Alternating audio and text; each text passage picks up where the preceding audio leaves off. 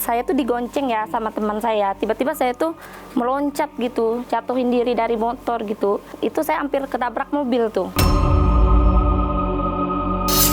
Dibelahnya pakai parang kepala aku tuh, dia nemuin ini tali pocong yang udah busuk. Tiba-tiba dia nemuin ini kuku panjang gitu, kuku panjang dapat satu. Ternyata ini kuku kuntilanak. Ini loh yang selama ini ngikutin kamu katanya.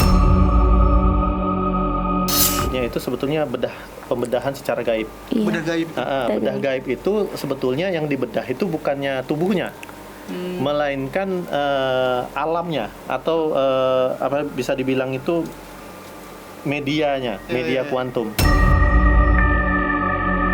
Kuntilanak ini sebetulnya sudah diikat. Jadi bentuk ikatannya itu menyerupai banyak sekali jari telunjuk. Oke. Nah, jari telunjuk inilah yang membuat energi ini nggak bisa kemana-mana.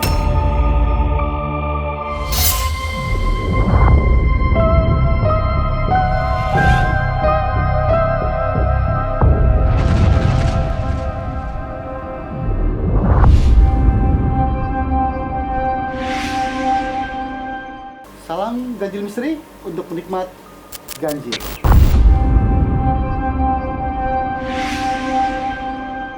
Kali ini di studio ini kita kedatangan seorang perempuan cantik yang langsung nih pesan tiket dari Pontianak ke studio ganjil. Kak Nana ini akan berbagi kisah tentang pengalaman hidupnya yang di Guna-Guna ya Kak? Iya. Dengan kehidupan mistik di kota Pontianak. Paling kanan itu ada spiritualis kita, Kang Cecep. Ya. Dia menekuni satu energi kuantum ya Kak? Ya, Kang. metafisika kuantum. Metafisika kuantum. Dan Kang Cecep juga memiliki keahlian melukis dan berkomunikasi dengan hal yang kita semua tuh tak bisa lihat ya Kak. Nanti seperti apa mungkin Kang Cecep menggambarkan siapa sih makhluk-makhluk yang menyerang Kak Nana ini. Oh iya. Oke. Iya. Oke. Nah, malam apa nih Kak yang Kakak mau berbagi di studio ganjil Nah, ini? sebelumnya perkenalkan saya Nana Febriana dari Pontianak Kalbar. Nah, di sini saya akan berbagi pengalaman saya pribadi bahwa dulunya saya tuh pernah diguna-gunain, disantet. Bahkan saya pernah kayak kesurupan juga gitu. Yang guna-gunain saya itu seseorang yang terlalu berobsesi terhadap saya, kayak ngejar-ngejar saya gitu loh. Obsesi apa nih? Asmara pas ini? Iya benar. Gini loh Kak, dia tuh pernah ngincar-ngincar saya gitu ya. Tapi saya nolak dia gitu loh. Oke. Iya, Ini udah pacaran? sempat. Oh, sempat pacaran? Iya. Oke. Pacaran berapa lama? Nggak lama sih, sekitar 3 bulanan aja gitu. 3 bulan pacaran, lalu putus. Putus. Dan akhirnya si laki-laki ini nggak terima, diputusin. Iya, dia Gitu. nekat banget gitu, sampai guna-gunain saya gitu. Awal-awalnya saya tuh setiap hari ya, setiap malam tuh kayak tiba-tiba suka nangis gitu, tiba-tiba kesurupan, gak jelas gitu kan. Terus setiap malam mau tidur tuh saya tuh suka mimpiin ini, jatuh dari jurang, dikejar-kejar kuntilanak gitu loh. Sampai saya tuh ketika naik motor ya, mau pergi ke mall nih, daerah di Bambu Runcing itu Taman di Gulis Untan ya. Nah saya tuh digonceng ya sama teman saya. Tiba-tiba saya tuh meloncat gitu, jatuhin diri dari motor gitu. Itu saya hampir ketabrak mobil tuh. Yang dirasakan gimana Kak? Katanya kesurupan gitu, terus mau bunuh diri gitu gimana? Iya, sempat juga mau bunuh diri ya waktu itu. Tiba-tiba misalnya lagi di kamar nih kan, sendirian. Nangis-nangis nggak jelas, histeris gitu. Kesurupan, lari-lari, teriak-teriak. Sempat kayak naik lemari ya, naik di atas lemari, terjunkan diri gitu. Terus hari-hari saya tuh kayak ngalamin sakit di bahu sebelah kiri. Nah terus sakit di perut sebelah ini kiri juga. Bahkan keluarga tuh udah panik, udah bawa ke sana ke sini untuk pengobatan ya, dibawa ke medis. Tapi ketika di rongsen saya tuh nggak apa-apa gitu, nggak ada penyakit dalamnya gitu. Akhirnya keluarga berusaha bawa ke yang non medis. Orang pintar. Orang pintar ya. Saya juga pernah kayak misalnya itu waktu tuh ada tujuh orang pintar ya. Dari Jawa ada, dari Bugis ada, dari Melayu ada, Dayak ada. Nusantara banget pokoknya. Iya, bahkan karena nggak cocok kan. Bahkan Ustadz juga pernah ya ngeruqyah saya sampai muntah-muntah, keluarnya itu darah. Iya. Nah terus terakhir sama orang Jawa yang cocok. Nah, sebelum lanjut ke pengobatan nih. Nah, Kang Cecep mungkin Ya. dalam kuantum metafisika guna-guna itu ada atau tidak? Ada.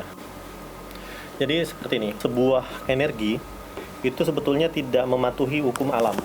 Jadi hukum yang ada di dunia kita ini tidak dipatuhi oleh sebuah energi yang memang sifatnya itu lebih ke metafisika kuantum atau hal-hal yang biasa kita katakan gaib. Nah, jadi kalau misalkan ada sesuatu energi ya yang masuk ke dalam tubuh kita itu tidak perlu waktu dan tempat atau tidak perlu ruangan. Jadi kapan saja itu bisa masuk. Dan memang cara ilmiah itu juga bisa dikategorikan sesuatu yang sifatnya anomali. Sampai hari ini memang belum bisa terjelaskan fenomena-fenomena semacam itu.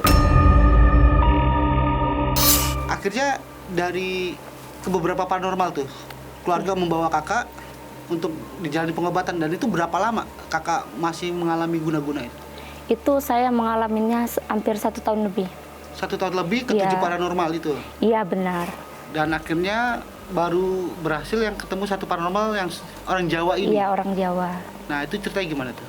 Itu ceritanya waktu itu keluarga tuh kan udah panik ya, udah bawa ke sana ke sini, bahkan sempat datangin kayak kiai dari Jawa untuk ke Kalimantan gitu ya, biar ngobatin, biar nggak kayak orang stres gitu ya.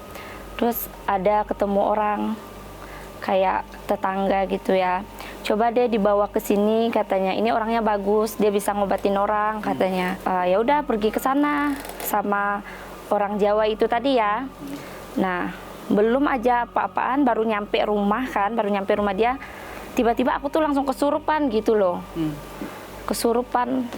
Nah itu waktu tuh ada 8 orang yang pegang, laki-laki ada 6, cewek ada 2 ya. Itu nggak ada yang bisa. Itu meronta-ronta? Iya, saya kayak ngamuk gitu, marah, emosi gitu, nggak ada yang bisa megangin gitu. Saking kuatnya tenaga saya ya. Itu 3 jam ya pengobatannya. Dia mau ngeluarin makhluk gaib yang ada di tubuh saya itu. Ternyata ada, dia bilang, kamu ini yang ngikutin kamu kuntilanak katanya. Iya, pantasan katanya. Setiap kamu mau nikah, jodoh kamu itu kayak tertutup katanya. Diobatinnya, dimandiinnya pakai ini kain hitam ya, semua badan dimandiinnya. Setelah itu, setelah habis mandi, dibelahnya pakai parang kepala aku tuh, dia nemuin ini tali pocong yang udah busuk, udah jelek banget gitu. Maksudnya dibelah gimana? Iya, dibelah pakai ininya, pakai Kepala kakak? iya, pakai parang panjang, dibelahnya gitu kepala saya. Dibelahnya, tiba-tiba nemuin tali pocong yang udah busuk banget, dikeluarin panjang banget, ada segini gitu kan. Nah, Ini dibelah beneran di... benar-benar dibelahnya gini, pakai Berasa? nggak berasa karena posisi lagi kesurupan juga kan. Tapi setelah itu berasa. Ini tempurung kepala ya? Iya benar. Nah terus setelah itu langsung keluar kan tali pocong tadi itu. Kemana lagi sakit? Kamu kesini kamu sakit ya katanya, yang perut tadi ya. Iya sini aku setiap hari aku nyakitinnya kayak mau putus gitu kan. Terus diceknya lagi, sininya lagi dibelah ya. Ketika dia belahnya ke sini tuh tiba-tiba dia nemuin ini kuku panjang gitu. Kuku panjang dapat 1. Ternyata ini kuku kuntilanak. Ini loh yang selama ini ngikutin kamu katanya. Dan ini kan entitas ini emang bisa masuk ke tubuh seseorang yang dikirim itu? Iya. Jadi entitas selain ruh manusia itu mampu masuk ke dalam tubuh manusia. Jadi semacam kita sebut jin ya, bangsa jin itu bisa memanipulasi tubuh manusia itu sesuka hati mereka. Namun perlu saya tekankan di sini bahwa mereka itu tidak bisa sendirian, tapi banyak sekali. Kenapa tuh Kang?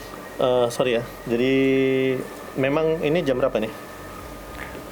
7. Kita habis maghrib nih. Habis maghrib. Sandikala nih. Maaf Mbak, saya potong Bang ya. Ya. Saya potong. Biasanya suka sakit dulu itu setelah maghrib ya? Iya, sebelum maghrib saya tuh sakit, kepala saya sakit, perut saya sakit, bahkan saya tuh saya bawa sholat ya, tetap saya bawa sholat, tapi masih sakit nggak bisa berdiri gitu, sampai sakit kemarin kan, sampai nggak bisa makan, sampai nggak bisa tidur setiap malam gitu. Badan saya juga kurus banget. Kayak orang depresi lah ya. Iya, kayak orang stres, beban pikiran itu banyak banget gitu, cemas, khawatir, nangis-nangis, pokoknya nggak jelas deh. Jadi nggak ini ya apa? Sorry Mbak. Jadi kenapa saya tanya seperti itu? Jadi ternyata Iya, setiap habis maghrib ini ternyata masih Bang. Ada di tubuh Nana sendiri. Nggak ada, udah medianya itu udah hilang, tapi serangan itu selalu datang.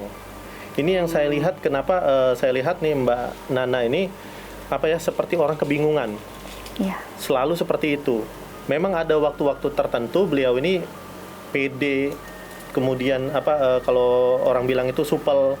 Ada saat-saat tertentu dia ini apa ya, seperti orang yang agak pemalu, kemudian itu gugup di depan orang ramai. iya benar. Nah, karena ini posisi ternyata waktu kita syuting ini masih ada, dan waktunya itu sesudah maghrib, barusan banget. Berarti yang pengobatan di Paranormal Dukun Jawa itu belum sepenuhnya clear. Syukurnya ya, saya bersyukur bahwa medianya itu sudah dihilangkan. Oke. Nah, nanti saya visualkan. Jadi bentuknya itu seperti memang medianya itu berupa jin, bangsa jin yang bentuknya menyerupai Pontianak atau kuntilanak, tetapi dia sudah seperti diikat dengan bentuk ikatan itu yang menyerupai jari-jari yang banyak, jari-jari telunjuk. Jadi saya yakin banget ini sudah dihilangkan medianya, tetapi nyatanya orang ini masih terus-menerus lah. Ngirim itu. Iya, ngirim itu terus-menerus. Masih belum puas. Karena kalau siang hari itu kelihatan santai Bang, tapi posisi malam dia sendirian, dia mulai. Ya benar, saya nggak Terasa. bisa tidur setiap malam. Kadang tidur jam 4, tapi nggak ada ngapa-ngapa, paling kayak cuman scroll TikTok, YouTube aja gitu. Nggak bisa tidur. Kenapa? Insomnia atau? Ini kayak pikiran tuh kayak cemas, kayak orang Iya. Oke. kayak banyak beban pikiran gitu. Padahal nggak ada yang dipikirin. Ya. Bawaannya resah aja ya? Iya, gelisah gitu. Kalau sekarang semenjak berobat di ini ya, di Jawa tadi tuh, alhamdulillah udah mendingan. Tapi kadang pikiran cemas itu biasa muncul lagi. Iya. Apalagi saat sendirian ya. Iya benar. Karena saya kan lebih seringnya kesendirian gitu ya, sendiri-sendiri. Dan itu benar di black keluar apa? Tadi kepala? Dibelah, Dibelah? tali pocong panjang. Pocong? Iya, itu udah busuk banget. Tahu tali pocong emang media pelet sih ya sebenarnya. Iya. Terus ini di perut sebelah kiri nemuin kuku panjang, kuku kuntilanak gitu. Mak motong, tapi saat itu posisi waktu proses ritual pembedahan itu ya. Iya itu benar. pakai media nggak? Maksudnya itu ditutup dulu pakai kain atau gimana? Ya ditutup dulu pakai kain hitam. Ditutup Iya. pakai kain hitam. Iya. Oh ya. Pakai kain hitam. Terus saya dimandiin. Tapi sudah dijelasin ininya Mbak, maksudnya lewat mana medianya waktu untuk guna-guna itu? Kemarin katanya lewat foto ya. Foto nama. Setiap malam Jumat tuh kayak dikirim-kirim gitu. Tapi gini Bang. Bisa Kang ya? Metafisik kuantum dengan foto tuh bisa ya? Bisa. Oh. Bahkan sebetulnya kita itu agak dilarang ya kalau misal kita selalu posting-posting gitu kan, karena pasti akan ada, kalau di dalam ranah muslim itu disebut dengan penyakit ain. Oh iya. Nah ini Mbak ini tadi bilang kalau medianya itu foto, tapi gini, dengan seperti yang terjadi ya, yang seperti yang diceritakan Mbaknya, saya yakin medianya nggak cuma itu, tapi ada yang lebih cepat ya, yaitu dengan makanan dan minuman. Diserangnya karena makanan dan minuman? Iya, jadi makanan dan minumnya itu, ini kalau saya lihat dari alur waktu yang saya lihat ya, jadi Mbak ini pertama kali ketemu beliau ini, orang ini, dia memang udah nggak suka. Tapi begitu ada kesempatan, Mbak ini ya udahlah kita temenan aja dulu. Nah, dia diajak makan, diajak nongkrong-nongkrong, itu dikasih makan. Jadi dari makanan itulah sebetulnya media yang sebenarnya. Foto itu hanya pelengkap. Benar, udah diajak ngedate akhirnya makan. Benar, udah sering makan, jalan. Dan ternyata di situ dijailin ya. Ya. Dan serangan guna-gunanya termasuk dahsyat nggak nih Kang Cecep? Luar biasa nih, Mbak. Beliau ini punya sebuah energi yang biasa kita kenal dengan istilah hodam, dan hodamnya itulah sebetulnya yang bisa menguatkan beliau ini. Kalau kita ibaratkan perwujudannya itu seperti seorang putri raja. Jadi energi-energi yang bentuknya itu seperti putri, raja, kemudian punggawa-punggawa atau pendekar itu memiliki semacam pelindung sendiri. Meskipun masih bisa ditembus karena Mbak ini sebetulnya belum bisa mengendalikan energi tersebut. Jadi karena masih separuh-separuh tetap kena, namun dia tidak fatal. Karena seperti ini, yang saya lihat orang ini sebetulnya ingin Mbak itu nggak dimiliki siapapun lagi, alias mau dimatiin. Kang Cecep mungkin tadi bisa bantu Kanana nih untuk berkomunikasi, berdialog dengan kodamnya, dan mungkin juga penikmat ganjil pengen tahu. Oh, siap. Seperti apa sih rupa kodam? Oke, boleh. Yang ngeproteksi Kanana juga, dan Oke. juga sosok makhluk apa sih yang menyerang Kanana ini? Tapi kita sambil berbincang, Kang Cecep melukis aja ya. Oke, siap. Nah, penikmat ganjil. Jadi Kang Cecep ini adalah seorang spiritual kuantum, dan dia juga punya keahlian untuk melukis hal-hal yang di dalam tubuh manusia yang kita banyak kenal tuh kodam. Dan Kang Cecep juga mampu berkomunikasi, berdialog. Nanti kita lihat apa sih yang menyerang Kak Nana sendiri ini nih. Dari tadi loh. Aku baru tahu pas maghrib ternyata. Kenapa Kang? Masih ada yang nyerang? Masih ada, Bang. Waktu kita syuting malah. Itu spontan itu. Tapi nanti bisa diajak berdialog Kang. Ini kenapa masih menyerang gitu? Oh, boleh. Nanti kita ajak dialog aja ya. Dan berarti tiap malam itu masih, tapi nggak separah yang waktu awal-awal itu, Iya. yang ketemu dukun Jawa itu. Iya, dulunya sebelum ketemu dukun Jawa tuh itu parah banget itu. Hampir setiap hari nggak boleh temenung, melamun bentar, udah masuk ke sambar gitu. Setelah sudah diobati sama dukun Iya. Jawa itu masih ada efek-efek gaib lagi, efek-efek mistik yang Kanana rasakan lagi? Alhamdulillah setelah aku ini berobat sama orang Jawa terakhir kemarin ya, kayak udah ngerasa tenang gitu. Pikiran juga lebih tenang, nggak pernah kayak lupa lagi. Dulu kan apa-apa nih lupa, nyimpan kunci motor aja nih lupa, bahkan HP aja lupa nih. Nah terus setelah berobat sama dia, alhamdulillah udah mendingan, udah enak. Nah Kang, sambil ngobrol ya Kang ya, Siap. itu entitas itu yang bisa menyakiti kita?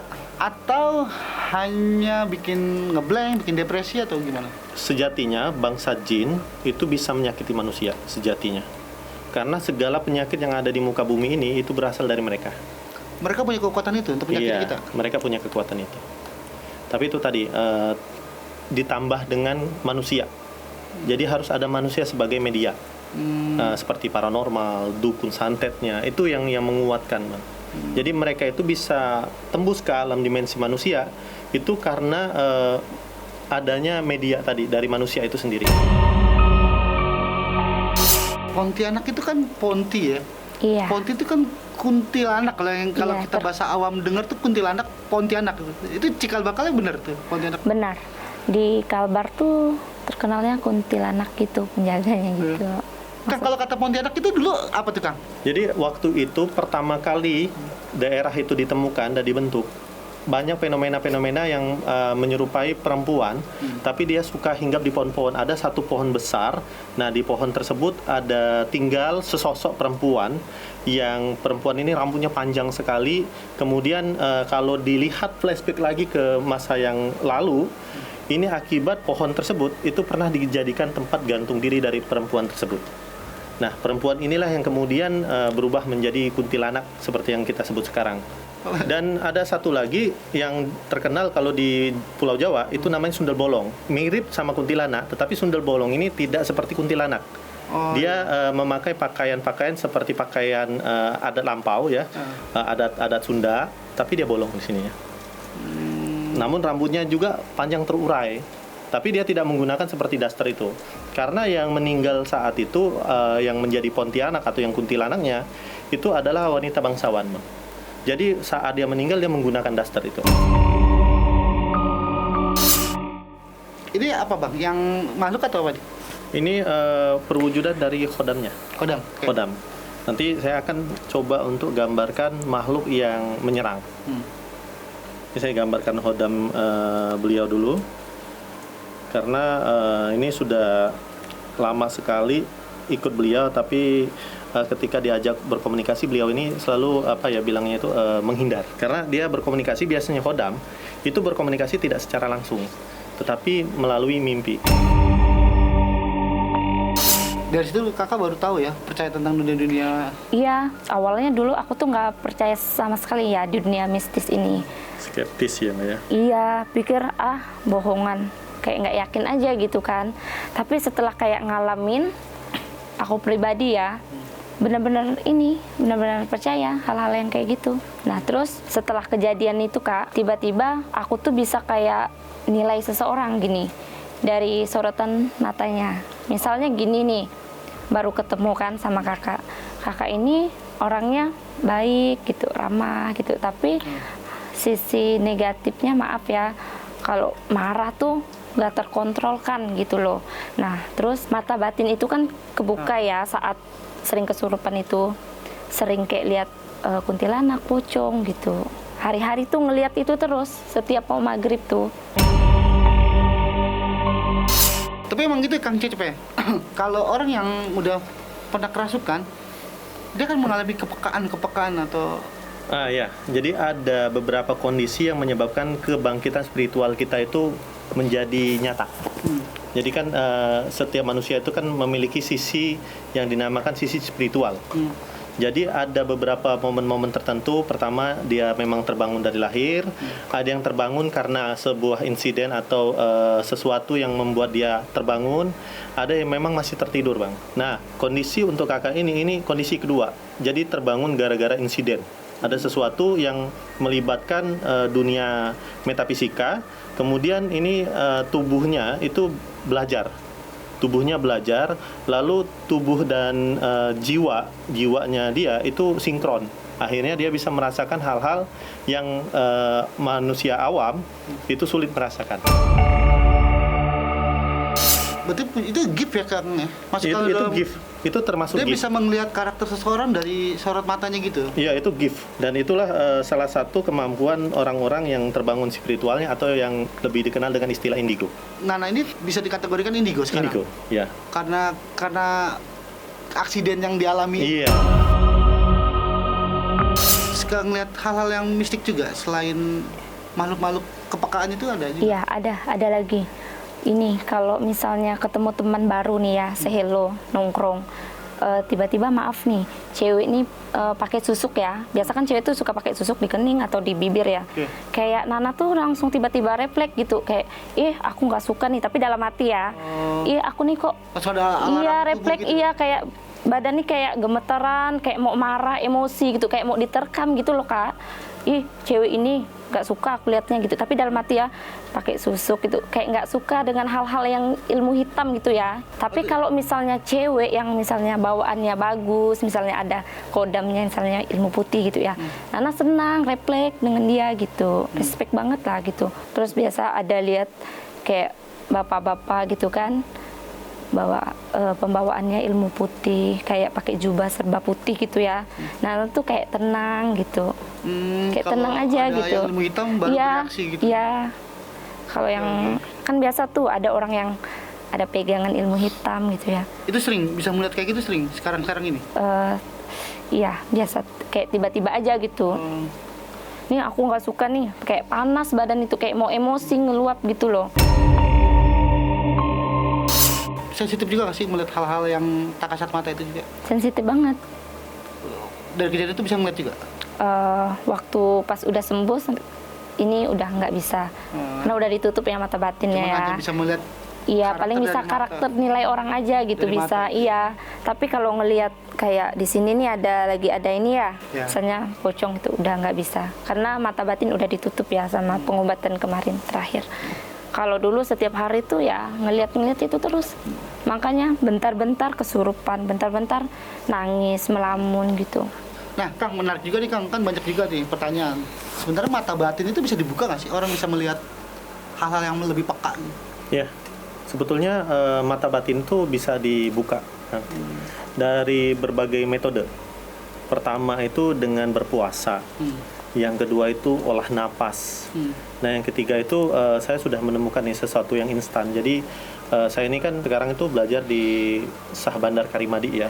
Nah, di situ itu kan sebuah metode yang sudah lama banget dan itu lebih instan dengan hanya mengolah jurus, kemudian kita itu menerapkan semacam keyakinan di dalam diri kita. Nah, tidak perlu waktu 1 sampai 2 hari itu sudah bisa bangkit spiritual kita. Namun kebangkitan spiritual di sini tidak hanya melulu soal kita melihat makhluk gaib. Makhluk gaib. Tetapi juga kita melihat sesuatu yang sifatnya seperti tadi, sifat seseorang, kemudian kemungkinan yang akan datang, itu kan, lalu retrokognisi seperti melihat kejadian masa lampau. Nah, itu juga bisa. Kang, ini kodam ini dia juga melindungi Nana juga? Iya. Jadi sebetulnya sosok Khodam ini difungsikan untuk melindungi manusia. Karena kalau secara ilmiahnya disebut dengan istilah intuisi atau dasar berpikir manusia, harapan, doa-doa kita. Jadi sebetulnya Khodam itu seperti yang pernah saya jelaskan, itu Khodam itu adalah wujud atau perwujudan dari manifestasi doa. Jadi doa dari leluhur kita, doa dari orang tua kita itu akan mewujudkan sebuah energi yang ditangkap oleh alam lalu membentuk sesuatu yang kemudian sesuatu ini akan melindungi keturunan. Jadi ketika melindungi keturunan ini tidak serta-merta selalu ada, tetapi saat seperti apa doa itu diucapkan. Dan semua orang punya kodam atau enggak? Semua manusia yang dilahirkan ke muka bumi itu memiliki Khodam. Ada satu hal yang perlu saya beritahukan karena ini biasanya yang suka dilihat oleh paranormal, kemudian anak-anak indigo yang bisa mengetahui apa yang akan terjadi ke depan. Orang yang tidak memiliki Khodam atau Khodamnya sudah menghilang, kemungkinan orang ini waktunya sudah habis di dunia. Oke. Dan itu jangka waktunya 40 hari. Nah, setiap kita sudah habis nih waktu kita di dunia, selama 40 hari Khodam ini akan menghilang semua. Gimana Kang? Udah bisa terlihat nih kodam yang ada di tubuh anak-anak ini? Udah. Jadi bentuknya perwujudannya ya itu seperti seorang putri, seperti yang saya bilang. Iya, seperti seorang putri. Lalu di sini dia memakai sebuah kain ya. Ini ada kain yang warnanya itu sebetulnya itu dominan kuning. Dominan kuning warnanya itu. Kemudian dia memakai perhiasan-perhiasan emas dan dia itu seperti melakukan sebuah proteksi. Nah, ini seperti sekarang ini dia melakukan sebuah proteksi. Karena saat ini Mbak Nana ini dalam posisi cemas. Posisinya cemas saat ini. Dan kalau dilihat dari corak-coraknya memang dari sana, dari tempatnya Mbak Nana. Ini yang dilihat sekarang? Iya, yang dilihat sekarang dan ini. Yang mana? Oh ya, jadi dia minta dijelasin soal tai lalat juga. Jadi dia ini memiliki sebuah tai lalat di dahinya sini. Dan dia bilang kalau dia ini leluhurnya dulu itu memiliki tai lalat yang sama. Jadi ini dari mana? Dari mana? Dari ibu, dari garis ibu. Dari ibu? Dari garis ibu. Oke. Nah, ibu orang mana? Ibu saya asli Singkawang, Chinese. Oh, ini apa adat Kalimantan, Kang? Atau gimana? Hah? Kalau dilihat... Tapi cantik ya? Iya. Matanya itu mirip, agak sipit. Iya. Oke. Agak sipit. Ini khas seperti orang Kalimantan lah. Ya, wajah-wajahnya itu seperti orang Kalimantan, tapi lebih sipit gitu matanya. Kemudian yang kalau diperhatikan ini dia memiliki gelang-gelang seperti gelang-gelang yang tidak berasal dari Indonesia. Gelang? Ya, gelang-gelangnya ini tidak berasal dari Indonesia. Coba tanya Kang, itu gelang dari mana? Dari mana gelangnya? Ya dari leluhur memang. Ya, tapi dari mana? Ya, benar berarti dari daratan Cina. Betul dari daratan Cina ya? Tahun berapa? Tahun Iya. berapa? Mama. Tahun berapa? 1200-an.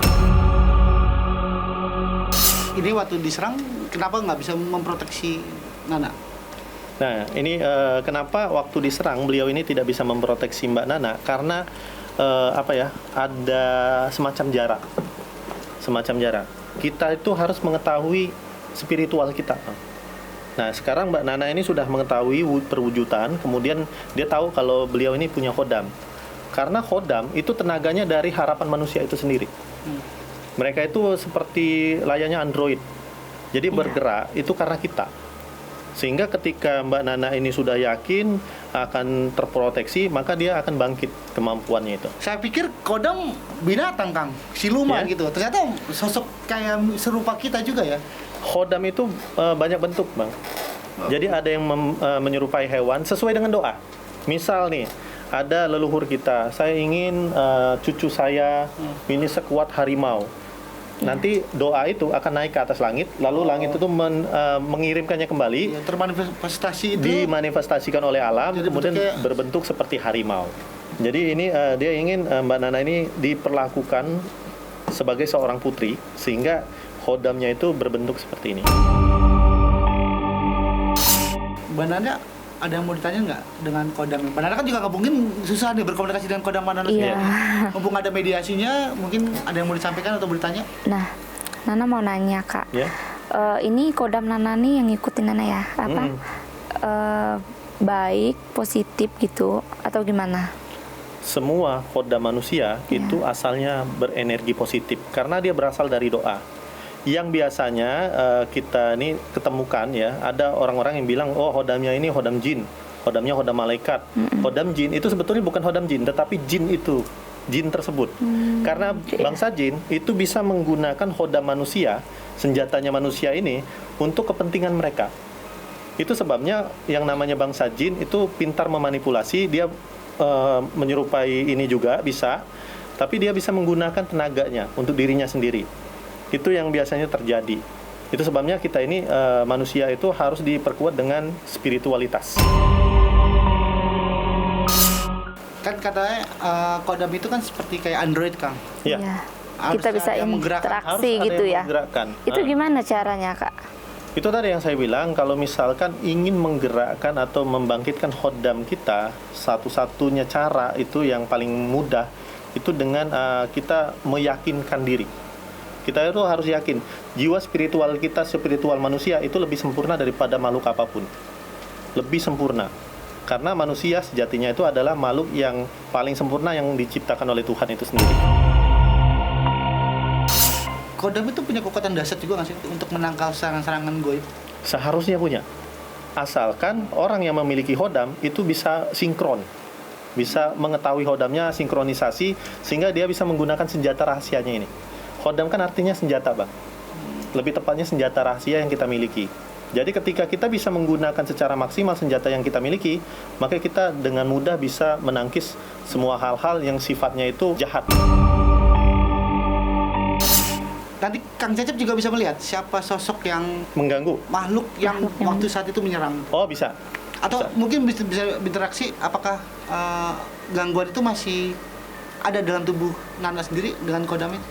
Oke. Jadi dia coba untuk memvisualkan, ya, dia sambungkan ke saya. Kemudian saya itu lihat nih, ya, mulai ada lagi jalinan-jalinan seperti kalau saya bilang itu residual energi. Kayak gimana sih Kang bentuknya, Kang? Iya. Dia itu seperti ini, Bang. Kayak asap, ya, kayak kabut, tapi kabutnya itu berwarna gelap. Jadi tidak memiliki warna yang terang, gelap semua. Semua mata nggak bisa lihat ya? Hah? Sebetulnya kalau diperhatikan dia mirip seperti bilangnya kalau misalkan di jalan panas, lagi panas-panas itu seperti uap itu. Kayak uap itu. Iya. Oh gitu. Kalau diperhatikan betul-betul ini akan ada uap yang keluar dan dia lebih menonjol daripada yang lain. Biasanya kan kalau panas ya, itu kan ada semacam fata morgana. Ya. Fata morgana itu kan nggak ada yang tinggi, nggak ada yang rendah. Ya. Tetapi kalau misalnya itu residual energi, dia lebih tinggi dari yang lain. Secara mata lahir itu sebetulnya bisa dilihat. Tapi memang kita harus memastikan betul kayak gini. Harus kita punya tempat yang satu warna gitu. Seperti ini misalnya hitam semua. Jadi kita bisa lihat. Karena sejatinya yang dibilang makhluk gaib itu sebetulnya tidak ada. Mereka itu ada. Mereka bisa dibilang masyarakat tepian jauh karena mereka terabaikan. Yang gaib itu hanya Tuhan sebetulnya. Mereka itu ada dan terabaikan saja. Oh gitu. Jadi bisa kita lihat karena manusia itu yang saya bilang tadi, mereka itu makhluk yang paling sempurna. Jadi di antara ciptaan yang lain, manusia itu yang paling sempurna dan dia memiliki kemampuan yang setara Tuhan gitu. Oke. Dan Kang Cecep mau izin buat ngelukis sosok siapa? Oh siap. Nanti kita coba ya. Iya. Siapa sih sosok yang makhluk apa sih yang menyerang Kak itu? Karena kan tadi dibilang tuh ada kuku. Iya, kuku panjang, Kuku kuku panjang kuntilanak. Itu dikasih tahu kuku kuntilanak itu. Tapi Emang berbentuk kuku dia, kuku panjang gitu. maksudnya pas di black itu kukunya kelihatan kuku gitu. Iya, diambil terus benar-benar diambil. Kukunya ada? Iya, kukunya berbentuk nyata kukunya. Kuku Satu atau panjang, satu. Panjang banget, sekitar segini. Kuku panjang itu. Tapi pas di black itu rasanya seperti kayak yang di Itu nggak terasa, Kak. Nggak terasa apa-apa. Karena waktu itu aku ini kesurupan, jadi nggak kerasa apa-apa. Pas dibelah. Sorry saya potong Bang. Jadi maksudnya itu sebetulnya pembedahan secara gaib. Iya. bedah gaib. Bedah gaib itu sebetulnya yang dibedah itu bukannya tubuhnya, melainkan alamnya atau apa bisa dibilang itu medianya, media kuantum. Jadi seakan-akan ini kepala ini dibelah, tetapi dia harus menggunakan sebuah media tertentu. Jadi media tertentu bisa kain, bisa kalau zaman dulu itu bukan kain, tetapi seperti daun-daun lontar. Jadi kita ambil sesuatu yang kita bilang santet gitu ya, lewat lontar itu. Bukan berarti dia langsung masuk ke dalam tubuh, tetapi dia masuk ke dimensinya itu. Oh, berarti ada bedah itu aja. Iya, jadi pembedahan itu sebetulnya dia tidak ada di dalam tubuhnya, melainkan ada di suatu tempat yang tempat itu terdapat fotonya beliau. Bisa jadi sudah dikubur dalam tanah. Sehingga begitu diambil tadi itu tali pocongnya itu kan kotor. Udah busuk. Udah lama Iya, banget. Udah lama banget. Tali pocongnya itu udah busuk banget, udah hitam gitu ya. Ada kayak tanah-tanahnya gitu. Ditarik panjang banget gitu ya. Ada panjang segini lah. Bener-bener tali pocong pas dia nariknya tuh kan. Kuku juga kelihatan. Kuku juga kelihatan.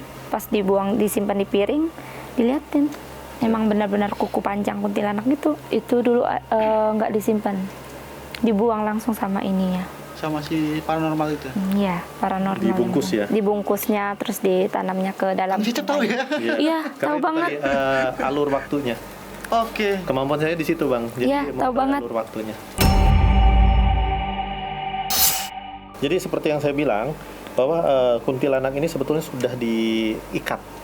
Jadi bentuk ikatannya itu menyerupai banyak sekali jari telunjuk. Oke. Nah, jari telunjuk inilah yang membuat energi ini nggak bisa kemana-mana. Jadi di kerangkeng dalam suatu tempat tertentu yang saya lihat ini mirip kendi. Tempatnya saya nggak tahu itu bentuknya seperti apa, tapi mirip kendi. Nah, sampai hari ini ada di situ. Oke, berarti yang ikat itu yang paranormal yang waktu kakak kunjung itu, para dukun Jawa itu. Iya, benar. Oh, ini berarti lagi disegel, Kang. Lagi disegel. Ya. Oke. Nah. Berarti udah nggak ada di area tubuh Nana ini? Iya, dia udah nggak ada lagi, tapi itu tadi yang saya bilang saya bisa lihat nih residualnya masih ada. Oh. Tapi memang waktu saya visualkan dia ini lagi ngamuk, posisinya itu ngamuk dan mulutnya itu terbuka lebar, jadi menampakkan taringnya itu. Ketika saya lihat lagi, memang medianya itu dia menggunakan rendaman dari tali pocong. Kemudian rendaman tali pocong ini di sublim, diambil seperti uapnya. Kemudian uapnya ini yang ditetesin ke minuman, kemudian makanannya gitu. Karena yang saya lihat nih, saya perhatikan kebanyakan beliau ya, laki-laki tersebut yang suka ngambilin makanan. Biar saya aja yang ngambil gitu. Nah, ini sosok makhluk apa nih, Kang? Sebenarnya kuntilanak juga? Ini perwujudan dari kuntilanak. Perwujudan dari kuntilanak. Karena kuntilanak yang ada di Pontianak itu bisa menggandakan dirinya dengan cara mencabut rambutnya itu. Karena semua yang ada di tubuh kuntilanak itu memiliki fungsi masing-masing, ini adalah bagian dari tubuhnya, termasuk pakaiannya itu, lalu rambutnya. Ketika rambutnya dilepas, itu rambutnya itu akan seperti cacing yang kepanasan. Ini pakai jubah putih juga? Iya, ini jubah putih juga. Oh, gimana? Karena nih, ini makhluk yang ternyata menggunakan Nana selama setahun ya. Kuntilanak ya. Ini benar banget apa yang saya ceritain sebelumnya dilukisin sama ini paranormal kita. Benar banget. Yang digambarin sama Benar. apa yang dilukis? Benar banget. Apa yang Dari paranormal itu apa yang digambar? Dari 7 paranormal yang dulu sebelumnya Nana berobat ya, dia bilang kuntilanak juga yang ngikutin kamu. Ah, ini beneran. Tuh bulu saya aja merinding. Emang beneran kuntilanak yang ngikutin. Dan ini kan lagi disegel sama si Iya. paranormal. Iya. Kalau segelnya dibuka, berarti bisa balik lagi ke Nana sendiri. Bisa balik lagi kalau segelnya dibuka, karena fungsinya itu memang sengaja ini dibiarkan. Dia dibiarkan tidak dibekukan ya. Biasanya kalau disegel itu biasanya jin itu dibekukan. Tapi ini dibiarkan karena saya yakin ini orang ini udah pengalaman bang, sehingga ini bisa menarik yang lain. Khawatirnya akan datang yang lain seperti yang tadi nih. Tiba-tiba datang, cuman mental langsung masuk ke dalam kendi tersebut atau benda-benda yang mirip kendi. Jadi ada segel gitu. Sudah dikunci di situ. Sama paranormal itu. Paranormalnya itu Oke. Dan entitas itu sebenarnya bisa disuruh ya. bisa. Semua bangsa jin itu sebetulnya bisa disuruh. Hanya saja mereka lebih manipulatif sebetulnya. Iya. Terkadang mereka itu kalau tidak dipantau, mereka tidak akan melakukan pekerjaannya atau melebihi apa yang diperintahkan kadang. Misalkan dia diperintahkan untuk membuat orang ini sakit. Nah, kebablasan. Jadi orang ini sampai menderita, dia mati enggak, hidup enggak gitu seperti itu. Padahal hanya diperintahkan biar sakit aja, mungkin sehari 2 hari gitu. Ini malah setahun gitu, seperti itu. Atau juga tumbal gitu, minta tumbal. Ditumbalkan bisa juga karena mereka ini kan apa ya, mereka sebetulnya tidak butuh manusianya, tapi yang mereka butuhkan adalah energi yang ada di dalam tubuh manusia sebagai baterai mereka. Kodamnya gimana pas ngeliat tuh? Ya, masih ada perasaan ngamuk ya, ada perasaan marah gitu. Nah, Penikmat Ganjil, jadi Kang Cecep sama Kang Nana ini baru bertemu hari ini ya, Iya, karena Kang iya. Nana ini baru terbang dari Pontianak ke Jakarta ke studio Ganjil, dan saya menghubungi Kang Cecep untuk menelisik benar nggak sih si Nana ini kena guna-guna. Dan tadi sudah di-review dan ternyata ini real ya, kita nggak pernah janjian, nggak pernah briefing, dan Iya. tiba-tiba emang real adanya begini. Iya. Dan sama persis ya. Fakta. Dari kodam, terus ini benar adanya. Karena dulu sebelumnya pernah di ini juga dilukis. Kodam kamu yang jaganya ini bagus banget, kodam kamu. Cewek, cantik, iya dia cuma bilang gitu ya. Makanya tadi bilang ini Baju tepat. adat lampau itu, masa lampau banget. Oh lampau itu bang, itu sebenarnya saya nggak bisa menerjemahkan ini dia pakai baju adat lama gitu kan, tapi yang mana dia bilang tadi cari tahu sendiri gitu kan, waduh jutek juga sih sebetulnya. Jadi saya bisa bilang kalau sebetulnya Mbak Nana ini orangnya rada cuek juga jutek sebetulnya. Karena kodamnya juga jutek. Iya, tapi sekarang dia sudah mulai memperbaiki lah ya, karena tidak ingin orang lain tuh terluka gitu kan. Padahal ya memang pribadinya seperti itu, orang lain yang harus menerima gitu kan, harusnya seperti itu. Kalau kita nggak etis ya, kalau kita menggambarkan si pelaku pengirim ya, tapi Nah, jangan. Oh, iya. nanti di balik layar aja kita bicaranya kan. Siap. Tapi yang jelas sosok makhluk inilah yang dikirim Iya. lelaki itu untuk menyerang Kanana ini selama setahun. Dan mungkin untuk terakhir yang pengen disampaikan Kanana, ada nggak pesan buat si pria ini nih? Kita Iya. udah mencoba membongkar semua nih. Iya ada. Nah pesan Nana, kalaupun dulunya ada salah atau apapun itu, mohon dimaafkan. Karena Nana orangnya nggak pernah sama sekali balas dendam, apalagi mau dendam gitu ya.